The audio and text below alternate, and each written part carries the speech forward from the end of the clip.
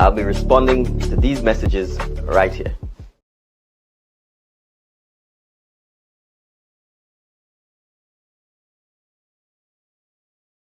Every Tuesday from 6 p.m. to 7, where you have an opportunity to interact with Prime Minister Dickon Mitchell, asking him all the questions and, of course, getting your answers. I am your host, Oslin Crosby, and this week it would not be anything less than another interactive one, interesting. And I want to invite Prime Minister. Prime Minister, good evening to you and welcome again. Thank you very much. It's a pleasure to be here. Good evening to all of our viewers online, all of those on radio and those on the live stream. Pleasure to be with you again. Yes, it is always a pleasure. Just before we get on into our usual conversation, I cannot. For the past couple of weeks, I have been following while Aruna, my colleague host, was here. We heard all about your crochet, all your hobbies and so. And I know this program is not just to get the information from you as the government's policies and programs, but also to get an opportunity to get to know the person behind that serious suit when we see you in your official capacity. It's the Carnival season. Quarterfinals has ended. Interesting. any particular song that has popped out at you so far? Well, I'd prefer to not comment yet. Maybe let's you get to the semi-finals. And the finals, but there are quite a few songs I've heard about me or about the government. So let's see if any of them make it through to the final round. Well, the songs about the government always gets more interesting in the calypso part of the competition. So no, definitely. We will be hearing more. But I think it's important, and I know to you it's a lighter side. Unlike most, usually some prime ministers get very sensitive when it comes to the commentaries, but our Calypsonians have their part to play in the process. But along with it, I think it is all good. It's all fun. No, I welcome it. I think if Calypso as a Calypso extempo as an art form, long before social media, was one way of ensuring that we had critique of public officials, that we kept public officials accountable, that we added some humor and some entertainment to even public officials' life. I think as a public official, you have to be able to laugh at yourself. You have to be able to appreciate that there are funny, lighter, entertaining moments to life. And so I have no difficulty with the Calypsonians using public officials, including myself, as material for them to take poetic and creative license with. So if I'm the subject, I just hope the artist is actually creative and can write properly and sing properly. And that it's funny and witty and entertaining. So I actually welcome it. I agree. That's a positive way of looking at it. Prime Minister, we have all played mass, do something in our childhood. Anything, any childhood memory of Carnival that stands out for you? Well, it's a memory that didn't happen. Long ago, I wanted to be a Calypsonian. And it's clear that I'm not one. So but I think the favorite childhood memories for me would have been mostly traditional mass. I grew up in P.T. Esperance in St. David's, and the junction down by Mr. Bob's shop, which is now Hotspot, was a spot where everybody congregated. So you had Wild Indian, you had Maple dancing, Wild Indian Apache, and then you had the Jab who used to come through the village knocking on the door, asking for the penny, asking for the dollar. So that's, particularly with the Jab, it would have been at 4 in the morning, 5 in the morning, 5:30. So that's, and then you grew up with songs being sung on popular or not so popular people in the neighborhood. So in those days, if you made it into the song, it was either for a bad or a good reason. So to a large extent, I would say up until I was 11 years old, that's really what Carnival meant, and the experiences that I had with Carnival. So that's the childhood memory that stays with me. Yes, and I think it's important that we share these memories, because I don't think our children would ever have an opportunity to experience those. No, or we could find ways to make sure that we keep some of this alive. Yeah. So for example, the Maypole, we brought the Maypole out at the St. David's 50th anniversary celebration in Lassages, and there was an opportunity for young, old, I think, including myself, to go dance and plait the Maypole. So I think, those things could be easily recreated, and I think it's for us to make sure we pass on that. And it's something that everybody can take part in, young, old. It's a good form of exercise, and it's quite creative, so it shows how working together seamlessly, even when you're a stranger and they give you your joy and you understand the rhythm. So a lot of those things we can bring back. There's no reason why, in my view, things like Wild Indian Mass can't be brought back. You know, traditionally you used to have things like Sailor Mass. You know, we still have, thankfully, the Veko, we have the Jab Jab, but the Shotni, there are other aspects of it that I think will certainly be preserved, along with other aspects of the art form, like the steel pan, even extempo. Yes. Right? So for me, I think we have the opportunity now to not just recreate it, but also to document it, film it, and to teach it. So there's no reason why, along with the more modern aspects, the faster paced calypso, the groovy, the traditional calypso, that we can preserve and grow some of these other aspects of Carnival. I think if we put the investment in, the research in, and we give the young people as early as an opportunity, starting from primary schools, to experience that, it gives us the opportunity to recreate mass and Carnival. I'm going to use the word culture here in inverted commas, meaning showcasing a particular type of art form that we have. So there's no reason why, in my view, those things can be brought back. I agree. I support. I know Spice Mass do play their part in that, with the traditional mass festival that happens on the Saturday of semi-final weekend. And I think we should just continue that way. At least that way we can teach our children something different. But we can't just wait for Carnival. I think the Cultural Foundation they do it, need to play a crucial part, because if you're not teaching how to do the maypole during the year, then you're not going to wake up, do it for Carnival. 2 days before Carnival and be able to do it. So I think it's a question of whether we use schools, community groups, to be able to actually teach those things throughout the villages, throughout the communities, so that people take part in it and understand it. And you can see some aspects when you put investment in, when it comes, for example, the drumming in schools. We put some effort and emphasis in that, and you see drum corps have developed, and they're quite successful. So if we put emphasis in other areas, that can happen as well. I agree. Prime Minister, you're sitting in and I know everybody listens to you, so it means that the next thing we'll be hearing is that we have our cultural aspect, our traditional mass in our schools, in our curriculum. And I know government is engaging in that of the curriculum review, so it's the right time for us to have that conversation. What we are going to do now, we are going to take a break, but before we do, I want to ensure that you share the live. Remember, the YouTube channel, please go on there, share the live. People are encouraged to come on. Remember, please also send your DMs via WhatsApp 423-3104. Send them and also call in with your questions. We're going to take a quick break now. When we come back, we will start off with our DMs. Calling the CARICOM community, assembling Global Africa, the 4th edition of the Afri-Caribbean Trade Investment Forum. Active 2025 is coming to St. George, Grenada, this 28th to 29th July. Join government and business leaders, investors, and trade and finance institutions to explore the theme, resilience and transformation. Enhancing Africa-Caribbean economic cooperation in an era of global uncertainty. Be there as we stand together to strengthen our commercial ties, to promote shared trade and investment opportunities, and unlock prosperity for Africa, the Caribbean, and the wider diaspora. The 4th Afri-Caribbean Trade and Investment Forum. Reserve your place now at active2025.com.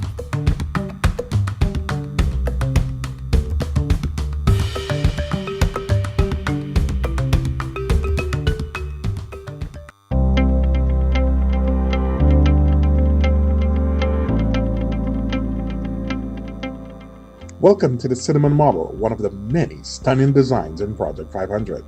The home offers 944 square feet of living space, not including the veranda. It includes 3 bedrooms, 2 bathrooms, and a dedicated laundry storage area, all centered around an open kitchen, living, and dining space for everyday comfort. In the current view, with work at 70% completion, having rough plumbing already in place, electrical, interior walls, and ceiling finishes to be installed soon.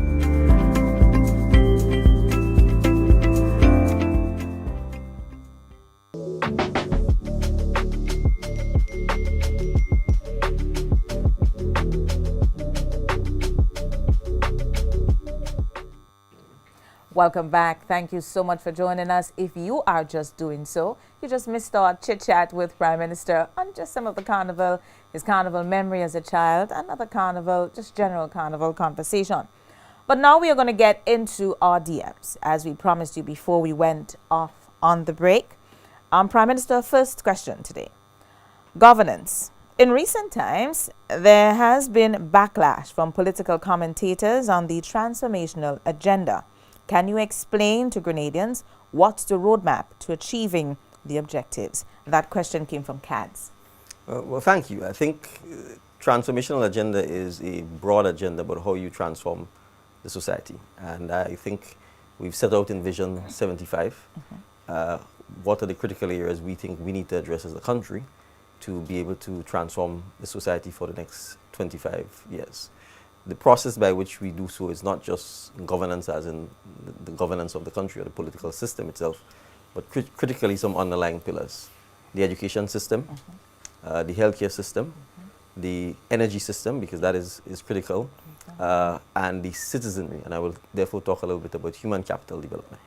So it requires us to ensure that from a civics point of view, from a national pride point of view, from a taking personal responsibility point of view, that all of these things, the education system, the healthcare system, or morals, values, or churches, all stakeholders in the society are able to recognize that there is something called Grenadianism, being a Grenadian, national pride from a small island developing state with a particular historical background, and be proud of the accomplishments that we've had, and to reinforce in the next generation of Grenadians over the next 25 years what it is to be a sovereign country, what it means to work hard, to be honest, to have the integrity that we require, and over that period of time to refine the institutions or change or rebuild or build them that will allow us to be able to do so. So when we talk about transformation, transformation could be something that happens instantly, depending on what it is, or it could be something that takes a number of years to happen. And when you're building a society and a civilization, it never ends. There's never a point where you reach and you say, okay, we're fine, we've arrived, we're developed, and therefore we don't need to do anything else. Even developed countries can quickly go down a slope or a slide, and in 5-10 years, all of their hard work could be destroyed. And in our case, we have the particular challenge where a lot of our material advancements are set back because we have climatic change, you have hurricanes, etc. So I'm not really worried about critics. I mean, it's their job to criticize, it's their job to comment, and that's welcome, and there may be pearls of wisdom in there.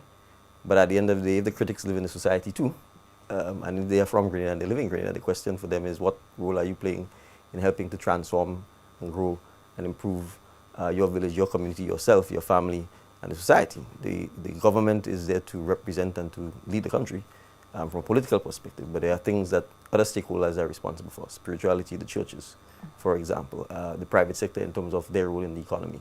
While the government could facilitate and support, the government is not a business. So I'm just giving this for us to appreciate that it requires, obviously, continuous engagement, continuous education, continuous feedback, so you could improve or change or stop things that no longer work. But there are some overarching issues we need to address. The governance system of the country, making it more efficient, making it more responsive, making sure that citizens feel that they own the political process. We have some of those elements in place, but things like local government, I think, would certainly help. Decentralizing some aspects of government will help. The government getting out of some aspects and letting people be more empowered. Some of those things will help. Encouraging the private sector to really become the vanguard of the economic development in the country. Those are some areas we have to work on. And I will say the single biggest sector would be education. Because if we don't transform the education system, not just the infrastructure or the method for teaching, but the actual content. You talked about the curricula. Then we are not going to achieve the type of transformation that we need in the period of time that we need it to happen to. So you'd see there's significant emphasis and focus on us in being able to begin to address that issue. Okay, all right. Thank you. Moving on to the next DM.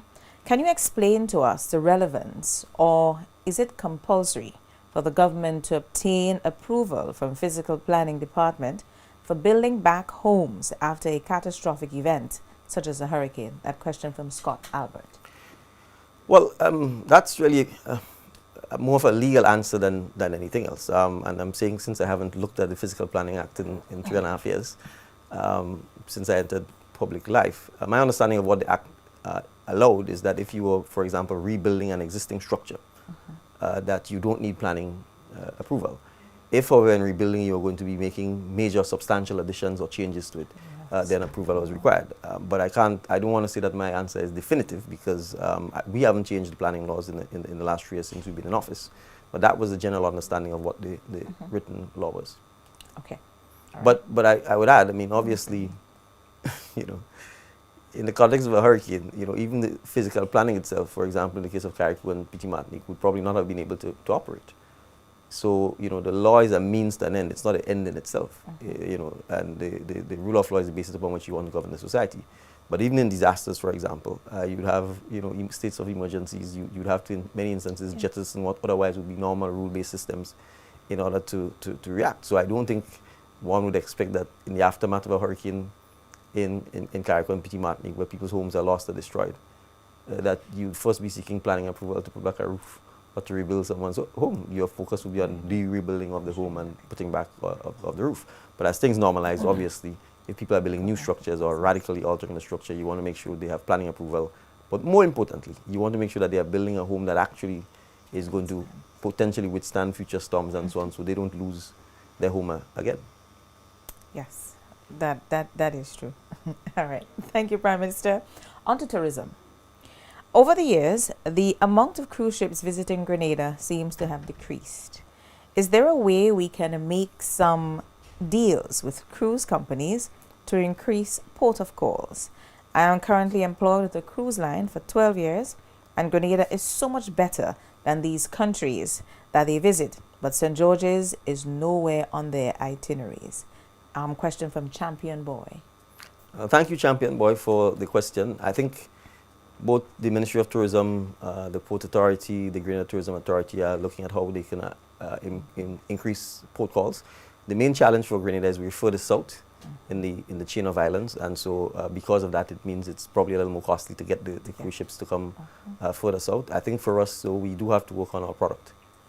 There is no question that we, in my view, are not maximizing the benefits we can get in Grenada by ensuring that our sites up to date, by ensuring that we add new attractions. So there has to be significant investment, rethinking, and I would call putting in some excitement into our product so that when folks come off the cruise lines, they actually have things to do, and more importantly, they have things to spend their money on. So I think we certainly need, I think, greater emphasis on this, and there is a tourism development strategy that has been approved, and I think once it is followed by and implemented by the Ministry of Tourism, by the Grenada Tourism Authority, that hopefully can lead to an opportunity for more calls at the port from the cruise lines. Okay, all right. We now move to traffic. What is the speed limit for drivers of Grenada? I haven't observed any signs, and some drivers are not concerned about persons on the sidewalk. Plus, the sidewalks are used for persons to park their vehicles. A question from Judy. Yes, thank you, Judy, for the question. You're testing my memory of the traffic laws from when I practiced in the traffic courts, which is a long time ago. Assuming this hasn't changed, depending on whether you within, I would call it a tongue, or outside of a tongue, the speed limits range from around 20 miles per hour within the tongue, and I think 40 miles per hour outside of the tongue. To be honest, it's difficult to speed in Grenada. There's so much traffic, and the roads are narrow. You know that it's in my view very difficult for speeding. I don't think the issue so much in Grenada is speeding, as much as perhaps inappropriate driving, or attempting to speed at the wrong time in the wrong place, and the actual traffic congestion that we have. So that's the challenge that the Transport Commission is working on. We have a draft paper policy that we're looking at. Obviously, it will require significant consultation, but I don't think we have any choice if we are going to improve the quality of life on the roads, but to actually take some pretty dramatic measures when it comes to how we are able to manage and handle traffic. But that will come with obviously consultations, input from the public, and then we would look to implement. Okay, all right. Thank you, Prime Minister. Constitution reform. You have said numerous times that constitutional change is not on your government's agenda. Yes. You have also many times spoken about the Grenadian people should be included more in the political process.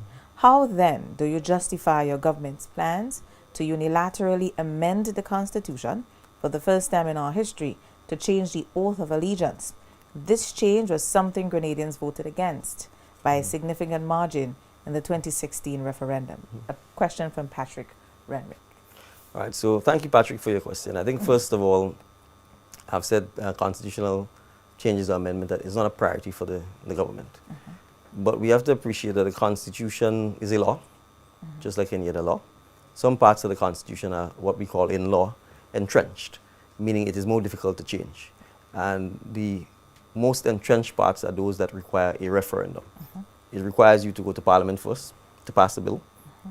It requires that bill to pass by a certain majority. Usually it will be 2/3 of the voting, or in some cases even 75%, depending on the way it's crafted. And then you still go to a referendum. There are some parts of the Constitution which could simply be amended by a 2/3 majority. The issues such as the oath of allegiance is frankly so low on the totem pole that it is really, in my view, someone who does not appreciate what our history is and who doesn't appreciate the enormous sacrifice made by those who came before us to get us to a point where we have not just freedom as individuals, but sovereignty as a small island developing state, that would think it is okay for us to be still swearing allegiance, with all due respect to King Charles, his heirs and successors. And I would ask this question bluntly. Grenada is, yes, a member of the Commonwealth. We have excellent relations with the United Kingdom. We wish for those relations to continue. Just recently, as this week, we had the partnership, for example, in the UK SIF with the Southern Wastewater project. But sovereign countries have excellent bilateral relations. That doesn't mean you have to swear allegiance to the head of a state of another foreign country. And that only happened because Grenada was a colony of the United Kingdom, right? So Grenadians didn't vote for a constitution in 1974. When we became an independent country, there was the constitution wasn't submitted to the public and say pass a referendum on whether you want it or not. So there is no such thing as unilateral in law. Lawmaking isn't a contract in the strict sense between two private persons. Lawmaking arises from the sovereign power that the people place in their representatives via an election, a democratic process that gives you the mandate to make law. And if the public gives us the mandate to make law, and if the size of that mandate is sufficient to allow us to change the Constitution via the regular lawmaking process, there's no unilateralism in that. So when we pass all of the pieces of legislation, isn't it the same unilateral process? So I think this is really a red herring at best, a storm in a teacup, but more importantly, a fundamental misappreciation of what this simple amendment to the Constitution must, in my view, do. And I'm satisfied that the majority of Grenadians support this. I don't think anyone in their right mind will expect me or any future Prime Minister of Grenada, on taking the oath of office, to serve them that I should be swearing allegiance to King Charles, his heirs and successors. I've said it even in political settings. What it is about King Charles that is superior to me, that requires me not to swear allegiance to the people of Grenada, but to him. So if Patrick and any others like him could answer that question, then we could have a debate. But until such time, I'm more than happy to swear allegiance to the people of Grenada, to the state and institutions of Grenada.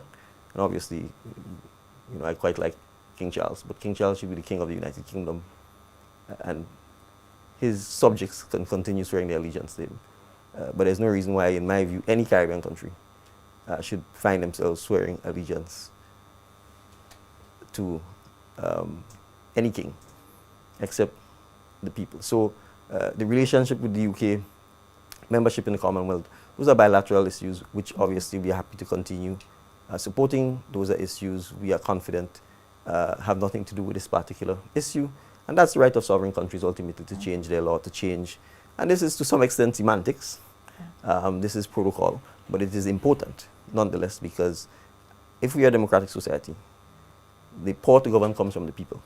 And to me, that is who you should be swearing your allegiance to. That is who you should be swearing your faithfulness to.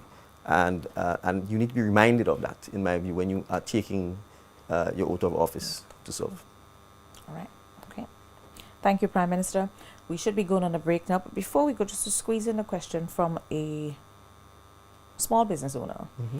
What is government's plans to improve efficiency on the port as it relates to the stripping of containers, as there's a reason that's normally given to that of space not being able to strip, and it is an inconvenience to them as they cannot timely access their goods, especially in seasonal times when they would order and they cannot get them.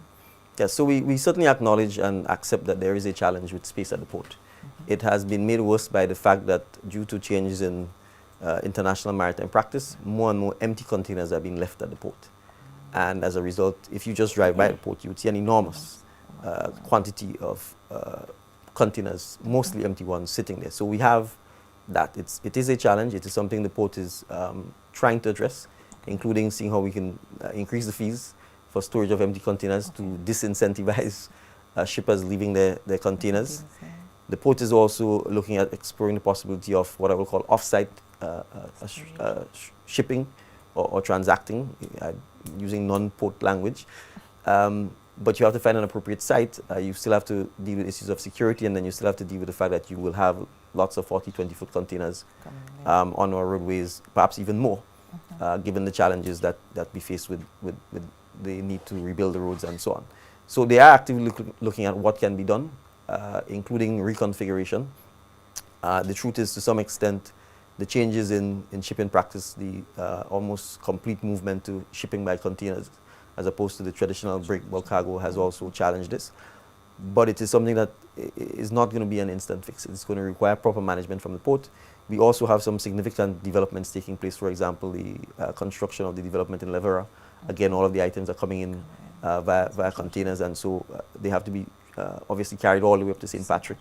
So you have some challenges with that aspect of it as well. So I understand the frustrations of the small owner. Up to 2 weeks ago, I actually met with the Port Authority on this issue, and they are working to try and see how they can improve it. And that's what I can say for now on the issue. All right. Thank you, Prime Minister. What we are going to do now, we're going to take a quick break, and when we come back, we have DMs on the street, and then we will be taking in your calls. Be back shortly.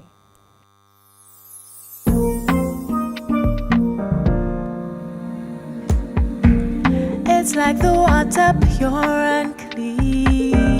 It's a comfort anytime you need it. It's for everybody, fresh and green. You can count on us, there's nothing like it. It's homegrown. It's island pure. It's homegrown.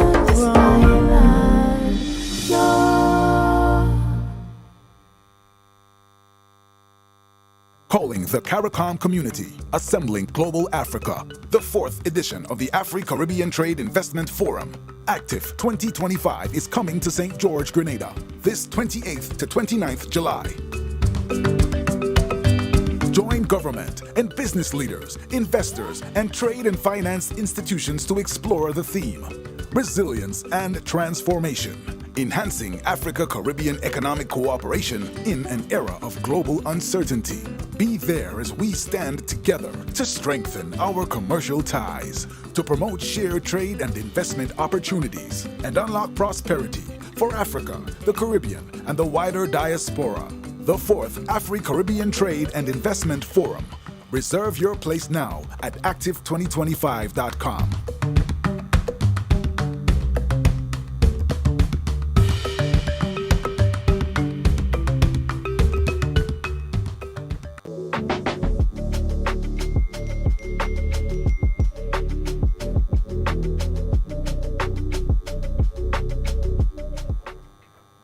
Welcome back. Thank you again for joining us. Just about the midpoint of today's program. We want to say thank you to all our listeners on Power FM, Fusion FM, Vibes FM over in Carriacou, Hot 98, Star FM, We FM will be broadcasting from 7 to 8, and Top FM, who will be sharing this program on Sundays at 6 p.m. And to all of you looking at us in the diaspora, always a pleasure to have you. Those locally, always. We say thank you for always being here with us. Let's go over now to Norris on the streets with the DMs for the Prime Minister. So we are in Sautez, Main Street, Sautez today, and we got our first DM from Mr. Samuel Ross. Samuel, ask your DM. Okay. Mr. Prime Minister, I'd like to know if you got intentions of introducing academic programs to T. Marisho Community College campus at St. Patrick's, and probably even further down the line if you could probably extend the college into a university. Yeah, that's my question. Thank you. I'm smiling at the question. It's a good question. It's always good to have the kind of ambition I think that the question asks. I can't answer the question at this very moment. It requires a brief from the Minister of Education and the principal and his team and the board of TAMCC. I can perhaps speak to not necessarily Sotes at this time, but certainly significant work that we expect to take place at the Maribo agricultural facility there, both in terms of upgrade, in terms of, I would call it the reopening, the rebranding, and the turning it into a center of excellence for agriculture to make sure that we can put food security as a priority for us. But in relation to the St. Patrick campus, I can't give any specifics at this time, but I will certainly note the question, and hopefully on the next edition when I'm here, I'll be able to provide some feedback to the question. All right. Thank you, Prime Minister. We'll take in a second question from Norris on the street.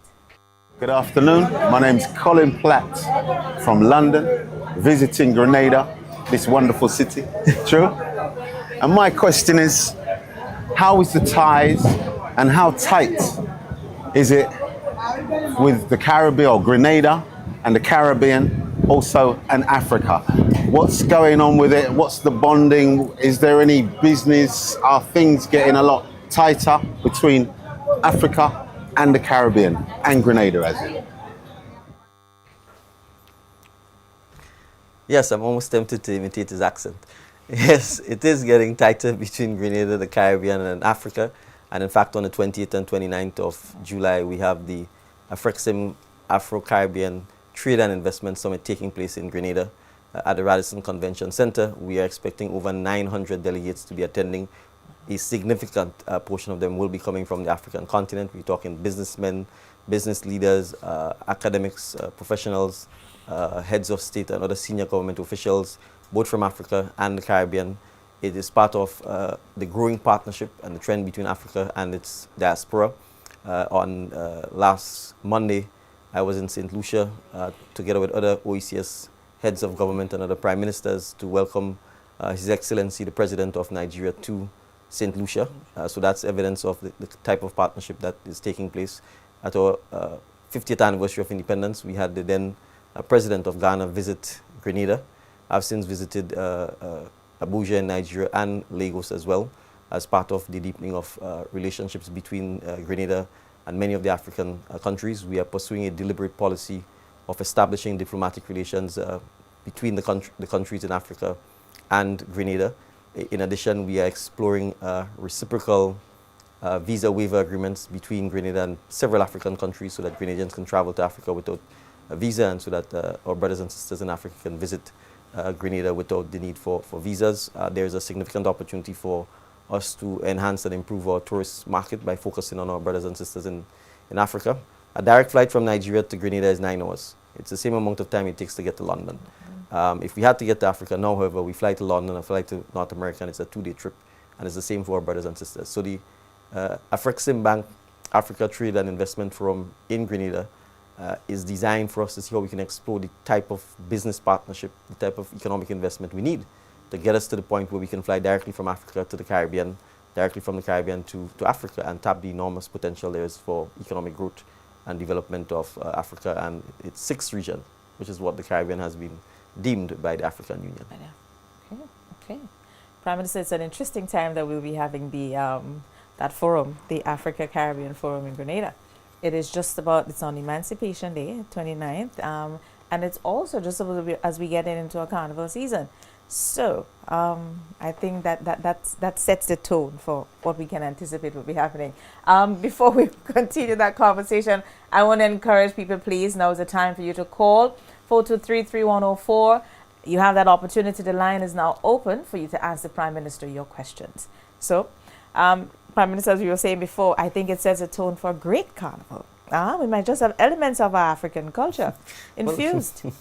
No, absolutely. It's also an opportunity for us to show our brothers and sisters what Grenada is about, what the Caribbean is about, what has since transpired. Yes. Since our ancestors were forcibly taken and brought to these shows, how we've managed to preserve some aspects of the culture and the identity, despite the deliberate effort that was made to strip anything related to our past away from our ancestors. So the fact that the drums are still very much alive and a prevalent part of our culture, the fact that our ability to be creative, the costume making is still a part of our culture, the fact that we were able to resist and preserve many elements of our dance still, which is African based, is evidence of that. You find that our diet between the Caribbean and Africa is quite similar, and I think it's an opportunity now for our creatives in Africa and the Caribbean with the ability to engage directly on social media, to really explore that partnership, that creativity, using technology as well. Yeah. And it's also, I think, for me, important for us to appreciate that the continent of Africa is not some backward, unstable, raw-ravaged, poverty-stricken place that the Western media has deliberately sought to portray over the last half a century. And I think when Grenadians and other citizens of the Caribbean get to meet, as we would have had last year with Mr. Dangote, you get to recognize the enormous success, but more importantly, the enormous potential that Africa has, and that there's a significant opportunity for us to play a role and to benefit from that. So we are quite unapologetically deliberate and strident in pursuing closer relations between our brothers and sisters on the continent and in the Caribbean, and they are also quite deliberate and confident in that approach as well. And I think there's already been significant benefits to both regions from the burgeoning relationship. Wonderful. Thank you, Prime Minister. We have our first caller online. Caller, good evening, and thank you so much for participating. Hi, good evening, Mr. PM. Good evening, Ms. Crosby. Caller, good evening. Are you hearing me? Hello? Okay, so good evening, caller. Thank you for calling. Hi, good evening, Oswin, and good evening to the Honorable Dickon Mitchell.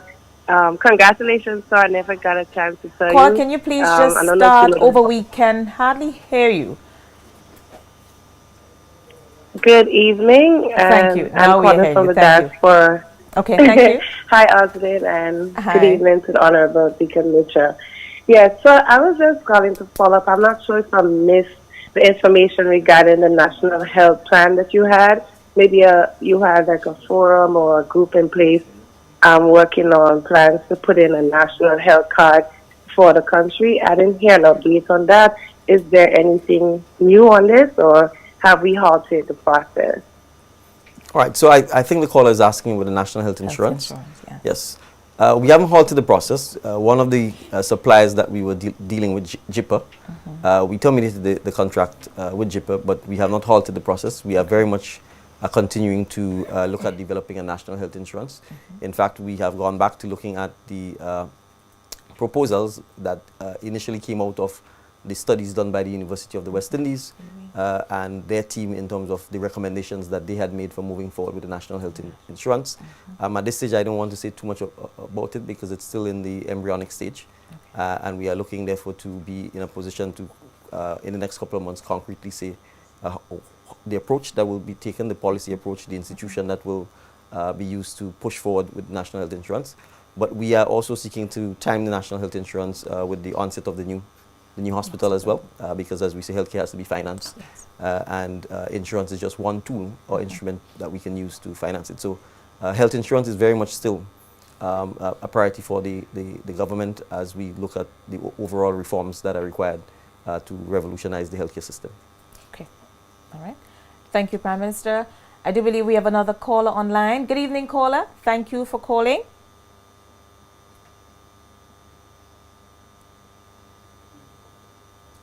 Good evening, caller. Good evening. Hi, good evening. Hi, good evening. Good evening, Mr. PM. Good evening, Ms. Frosty. Good evening. My name is Desi calling from Boston. Mr. PM, I asked you this question on while you were on right along a few months into office, and I'm gonna ask you, after 3 years in office, can you name one major challenge that you were faced with, and were you able to solve it within reasonable time? Well, yes, I can name several major challenges that we've faced and we've been able to resolve. I think from a policy point of view, we said we were going to resolve the issue of the outstanding pensions to public officers, and we've been able to resolve it, I think, in more than reasonable time. The bulk of the retroactive pensions were paid by the 30th of November 2022, us having taken office in June of 2022. This is a 40-year-old challenge dating all the way back from 1984 that every previous government had either skirted around or sought to avoid rather than take on head on, and we've done so. I could then link to one that is not 40 years old, but perhaps about 30 years old or thereabouts, the issue of the pay and grade for police officers, and a matter that was outstanding since 1994, and we resolved it over the last 12 months. The exercise has been completed, the adjustments have been made, and the financial consequences of that have been met in terms of the retroactive aspects of police officers' salaries, as well as obviously going forward with the new pay and grade scale. So again, both in terms of the human resources needed to have the confidence to take on the challenges, work through with our stakeholders, negotiate, agree on what has to be done, and then implement is something that we've been able to do in a reasonable time. I mean, these are just two examples of some of the challenges. I don't want to spend the entire show going through the list of them. So those are just two examples of the types of challenges that we've faced and that we've been able to overcome in a reasonable time. All right. Thank you, Prime Minister, and also thank you to the caller for your question. We do have another caller online. Good evening, caller. Thank you for participating in the show. Good evening. Hi, good evening. How are you? How's everything? I am good, thank you, sir. Please share your question. Good. So, I really want to take the time to, to commend the government and commend such a great initiative to have the DMs with the PMs, a wonderful program. I listen to it weekly, but I just wanted to just have a quick comment to, with the Prime Minister. Mr. Prime Minister, I wanted to thank you, and, you've been doing an excellent job. But we're talking about road management, right? So we're actually moving to, I saw recently that we're going to actually work on the changes to the importation policy, right? The importation policy is great, but I think in tandem, we need to look at the parking on the nation roads, right? And I think road management should be an issue. So I think we should do some type of study where possibly we could look at parking on the nation roads. Now we're about to start the UK SIF project where we get a chance to restart how we look at the road system from the tunnel to the south of the island. So I'm thinking maybe we could look at something where we possibly could have no parking from 7:30 in the morning to 11, and then we go back in the afternoon, no parking from 3 to 6. If we get a bunch of stakeholders together and we take a deep look at this this effort, maybe I think we could, in tandem with the importation policy, I believe we could probably look to see how we could reduce traffic on some of these major thoroughfares throughout the South, and not only throughout the South and throughout the island. I think it's just something to be considered by the government, because I think it would augur well for travel. All right. Thank you very much, caller, for your input. They are quite insightful and very valuable, and I wholeheartedly agree with you. And I can go further to say those measures are actively under consideration. I did mention earlier that the Transport Commission has a draft policy document that we are currently reviewing to address the parking challenges that we face. That includes this. So yes, the issue of importation of vehicles, the issue of parking on the roads, but I think thirdly as well, the issue of improving the public transportation system, i.e. the buses, is another aspect, because that is partly what is driving a lot of the private vehicles or the desire for people to acquire private vehicles, because our public transportation system is not adequate enough. So that is also a third leg that we are looking at. We have in principle agreement from the government of China to supply us with 25 as a starter via grant, 25 electric buses. The buses obviously have to be built. We have to have the infrastructure to support that in terms of the charging stations and so on. As you are aware, we've also started a school bus pilot with school children, again, to see how we could address the challenges there. So, you know, a lot of these things are problems that have literally been built up over decades because we have failed to plan, or if we did have a plan, implement the plans, and it's part of the challenge we face now. So I agree with the caller wholeheartedly that road management must happen, and we also have to have a culture where people appreciate that the road is not your property. It's public property, and you can't buy a vehicle and then park it on the public road because you simply did not give any consideration to where you would park your private entity, your private vehicle, after you acquired it. And so we do recognize that this is something that has to be addressed. All right. Thank you, Prime Minister. We do have another caller online. Caller, good evening. Hi, good night. Good evening. Good evening. Hi. So my question is related to licensing. Has the Transport Commission or any other applicable entity looked into changing the process for obtaining a C-class or a taxi driver's license? So just a brief rundown. Currently, the process is that one has to learn to drive a passenger bus, even though they have no desire to drive a bus for taxi services. A high number of taxi drivers currently drive B-class vehicles, such as SUVs and vans. Yet someone who currently drives such a vehicle needs to learn to drive a bus, which ranges from 100 to 150 a class, only to return to drive the same B-class vehicle in order to get a taxi driver license. So my recommendation is that persons are allowed to upgrade, such as what we did with the D-class license. And I see a lot of benefit in that for both the government, the country, and just the general drivers. All right. Well, thank you for the suggestion. I think, as she indicated, when we are always open to looking at how we can improve and make more sensible the licensing system for drivers. I view the ability to drive as a skill, and it's something that we should encourage, but we also have to balance public safety. So obviously, once you are dealing with passengers, whether it's in the form of taxis or buses, we want to make sure that the persons who are driving understand the weight of the responsibility that they have. But I have no difficulty certainly in looking at the recommendation that was made and discussing it with the Commissioner of Police and his team and the Ministry of Legal Affairs, the Transport Commission, to see whether it makes sense. My own view is actually that the entire licensing regime needs to be simplified and overhauled. We seem to have way too many classes, if you ask me, of licenses, and I think we need to get a clear sense of what is the objective we're trying to achieve with the license class. So that may require some consultation, and then perhaps just a simplified but safe and straightforward method for the acquisition of licenses. Okay, all right. Thank you, Prime Minister. Thank you, caller. We do have another caller online. Good evening, caller. Thank you for calling in to today's program. Good evening, my dear. Are you hearing me? Yes, we are. Okay. My name is Sherry George. I want to ask the Prime Minister a question.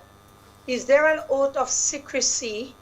Because I find a lot of things that are supposed to be confidential is being out to the public. So I want to know if people are supposed to sign an oath of secrecy, and if you let out anybody's secret, is there a penalty, or how do you do that? Because too much of inside things are being outside.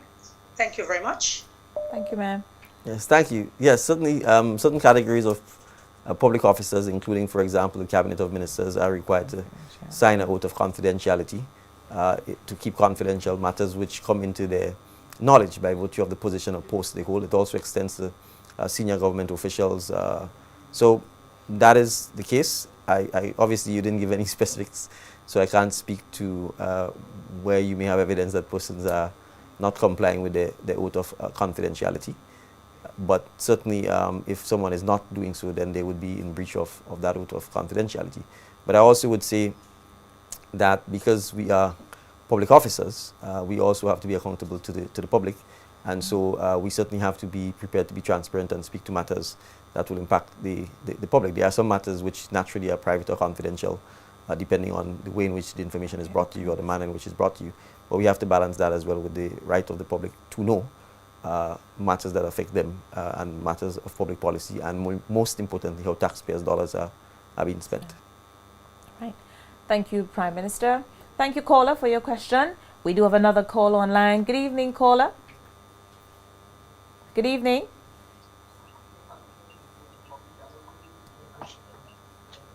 Good evening, caller. Hello, good evening. Hi, good evening, sir. Thank you for calling. Please share your question. Are you ready? Yes, we are. Yeah, good evening to you and good evening to the Honorable Prime Minister, yeah? Good evening, sir. Yeah. In your constituency, sir, you have done a number of work there. You have done quite a number of community centers. You did the pilot project in the Wash at Belai. You also did at Beirut, and I think in Mardi Gras. I would like you to give me an overall rundown on where you are now in terms of the number of community centers you have done and the Wash, which is very good. I've been to Beirut yesterday and I saw the community center. The people are talking. They admire what you're doing up there. I saw a number of toilets added to the houses. Could you give the people more details? Thank you. Thank you, sir. Sorry, thank you. Well, I felt the caller was giving the details. So yes, so I'll speak to Wash. The pilot was done in Belai approximately, I don't have the exact numbers, but I think 32 bathrooms and toilets were added, concrete bathrooms and toilets fully equipped with the toilets, with the sinks, with tiling, with doors, with light bulbs, electrical fixtures, septic tank, and all of the things that are required to have a functioning bathroom and toilet. After the pilot was completed, we extended and moved on into what I call full operation phase. The first community that benefited is a place called Coconuts in Corinth. We have since done Beirut and Belle Plaine. We are moving to Mardi Gras, and then we're also moving to a small village within Tebaid as well. And then we'll continue branching out there. By now, we're probably up to in excess of perhaps looking close to 100 homes that have benefited from this. And in many instances, if you do the multiplier of an average of 3 or 4, in some cases 5 persons in the homes, you're looking at in excess of over 500 persons being impacted positively. By many instances, some of these persons having access to water in particular, which is critical, in the water, sanitation and plumbing for the first times. Not just in their lives, but frankly in generations of lives to come. So that's critical. The bathrooms are also built in such a manner that they can take a water tank at the top because it's a concrete roof. And in many instances, without doubt, is the most structurally safe part of the home. And since we obviously live in, and we are in hurricane season, that is critical for us to make sure that there's an opportunity for persons to benefit from that. But I want to, he talked about St. David's, but it's important for me to emphasize that Wash is not just in St. David. It's moved to St. Andrew. It is moving to St. Patrick, and it will expand. It is in St. George's northeast currently. There were 4 communities in St. Andrews that have benefited. As recently as 2 weeks ago, we concluded in Lakabeke. And I make a point of those areas. We're in an area known as Baghdad in St. Andrews. There's a telescope that we're going. And I'm pointing at those areas because we are going to our villages and communities, to places that have been forgotten and left behind, and making sure that we are able to improve the dignity and the social conditions of our people, particularly our women, our senior citizens, and our children, by making sure they don't have to suffer the indignity of being out in the rain or at night to do basic human functions, and critically providing them with water. NOASA has been an integral partner with us in this, and I want to commend them for it. We've got a number of other private sector persons that have supported us throughout this process and are making donations and contributions. So I want to encourage the private sector to continue doing so. Many of you have workers who work and don't have access to an indoor bathroom or toilet. And it's obviously, I think, a good way to give back by supporting them and supporting this initiative. So that's on the Wash. In terms of the community centers, we have built or refurbished, in the case of Vincent's, a brand new community center on what was the old school site in partnership with the Catholic Church, which allowed us to use the land for doing so. We refurbished the Belial Community Center, which was the first one, and that led to the inspiration for Wash as well, when we saw the conditions that persons in the immediate environs of the community center were living with. Because the community center had bathrooms and toilets, and the persons living almost an arm's stretch from the community center were literally bathing outside their door and urinating outside the door because they simply had no access to bathrooms, toilet, etc.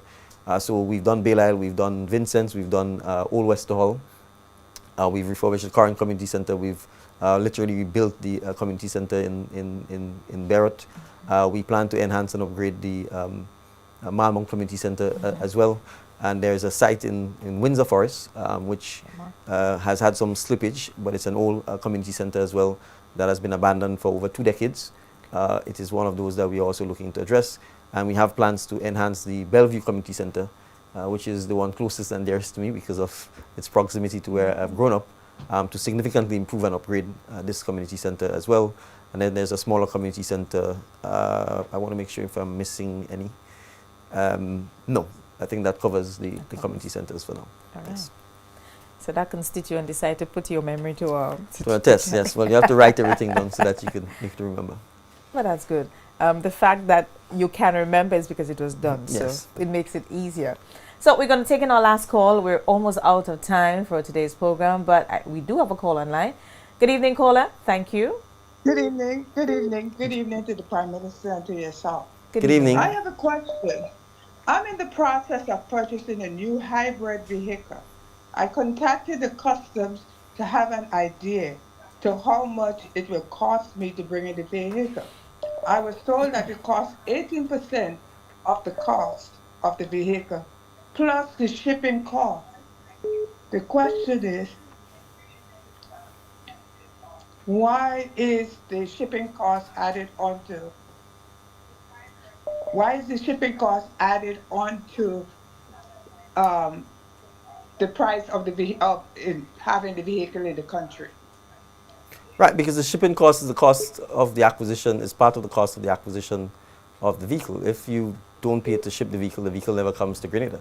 So the cost is, I would use this term, the landed cost. What does it cost you to get the vehicle into Grenada? That includes what is called the shipping or the freight cost. If you don't pay shipping or freight, the vehicle never comes to Grenada. So the cost of the vehicle is not just what you pay for it from the manufacturer or the dealer you buy it from, whether it's in the US or China or Japan.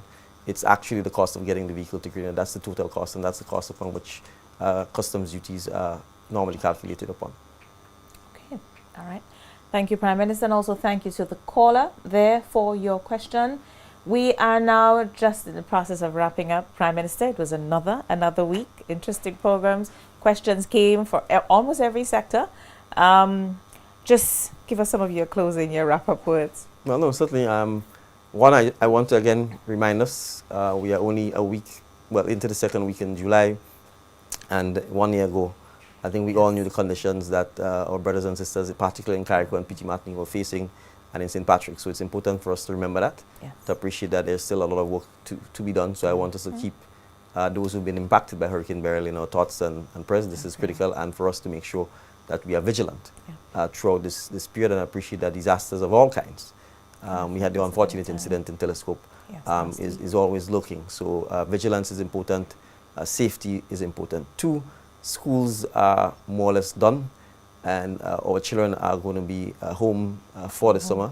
I think it's absolutely vital for parents to make sure, an extended family, that our children have an opportunity to be safe, to be looked after, not to be left unsupervised, particularly for long periods of time, and that there's meaningful engagement with our student population, whether it's summer camps, whether it's summer jobs. Let us please try and ensure that we keep them active, that we keep them engaged in wholesome activities. Let us also please distinguish between adult entertainment and children entertainment. Right? And we need to make sure that we have age-appropriate and culturally appropriate activities for children throughout this season. So I want to remind our folks about that. I want to use this opportunity again to, I think, just highlight, as part of the active conference, we are blessed to have Pascal Siakam. For some reason, I think I said Patrick in the last show, so let me make sure that I correct this. Pascal Siakam coming to Grenada. It is likely he will engage in a number of activities, one of which would be an opportunity to meet with the basketball fraternity. So I want to use this opportunity, once we settle on the date and the venue for the activity, to begin to encourage all of our basketball players, basketball coaches, basketball enthusiasts to come out and to greet and meet Pascal. This is an amazing opportunity. He just played in the NBA Finals all the way in the 7th game. He was named MVP of the Eastern Conference for the season. He's a young man from Cameroon. Wasn't even playing basketball, I think, when he was 16 years old. And he almost won the NBA championship this year. So I think it's an amazing story and an amazing opportunity to inspire young basketball players, but our young men and women in general. So we are going to be obviously working with the Ministry of Youth and Sports, working with the basketball community to make sure that there's an opportunity for a meet and greet, for a photo hopefully for something autographed, and I think most importantly for our basketball players an opportunity to see if they could take on Pascal in a drill in a drill or two. So we're looking forward to that. We'll confirm the date, the time and the venue shortly. All right, great. Thank you so much again, Prime Minister. It is the end of another week, another program, another successful program, I must say. It's always a pleasure to have you here with us. And more so the answers. Also the answers. Yeah. Thank you very much. Because I think that's the purpose of the program. So to all our viewers or listeners, Power FM, Fusion FM, Vibes FM, Karaku, Hot 98 Star FM, We FM, which will be broadcasting from 7 to 8. And then again, you can get the rebroadcast on Top FM, Sundays at 6 p.m. We say thank you to all of you, all our viewers, all the people who call in with your questions. We do appreciate. Please sit back, have your questions, coin them, send them to the number, the WhatsApp number 4233104. We will be sharing them and you will be getting the answers that you seek. Yeah. So that's it for another week. Thank you so much to the production team. Everyone here, always a pleasure. Neela, Shem, everyone, Amanda and others. Thank you again for another program. Successful program, that is. I'm your host, Jocelyn Crosby. We see you again next Tuesday from 6 to 7 p.m. DMs with PM.